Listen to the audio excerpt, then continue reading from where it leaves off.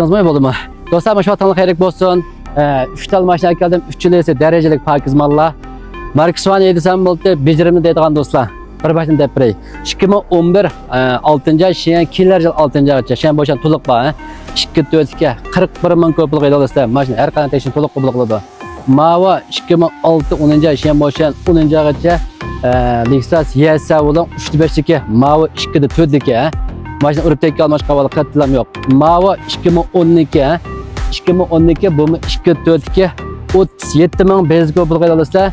3 yil maşina bir-biridan pakiz bejirim mallar. Pakizdan barmı, bejirim barmı deb atgan dostlar. Men edib olsam bo'ldi. Ammo chanodagi vaqtimizda pul yengil, bejirim bir narsa, pul yengilroq, mana maytarpiyat kerak bir narsa olgan. Ammo yerda hamda mana sal marksvaroq, bu yerda bir urang'i pul to'lamagan ekan.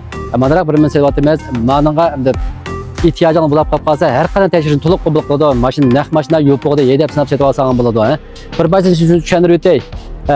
To'rtli eshik qiyin tarafdan kelsangiz barmoq chiqadi, mashina. To'rtli eshik barmoq chiqadi.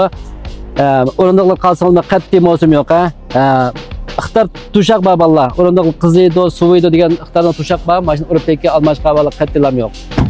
Andiki Mava 2006 10. ay şeyan boşa 10. aygacha Mava 3-5 3-5 Lexus YS bilan mashina darajalik yana yillik konvasyon pakiz deydigan bo'lsa, bu mu to'rtli eshik har qanday tarafdan kelsangiz barmoq chiqadi.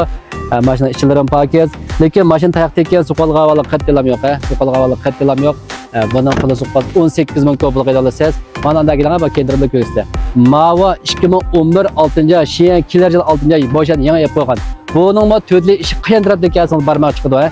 Mava taqashqini rolni ishqilib danjan bor, o'rinda qiziydi, muzlaydi, qarg'ajon o'sha chiqqan, rollardan qarg'ajon o'sha tubi qo'ytini chiqqan degandek ixtar to'shaq bor. Buning puli 41 ming ko'plik edi olasiz. Mashina 2011 6. ay şeyan kelar yil 1. aygacha boşan kelar yil 6. aygacha. 3 yil mashina do'konlarda yangi har qanday jihatdan har qanday tekshirib to'liq qabul qiladi. Pulisi muvofiqni, pakizne, marksvaroqni edib deydigan do'stlar, ma edib chaqqan turinglar. Muqim chiqaramiz. Bo'ldiganlar beri. Undab qolsa, yaxshi yurqilni bir tal besitib, mashina qiziqlagan do'stlar Arifxonga gap qilsam bo'ldi, yaqin qolatqan. Hamma ko'p rahmat. 3 tal mashina ketdi. Bo'ldi.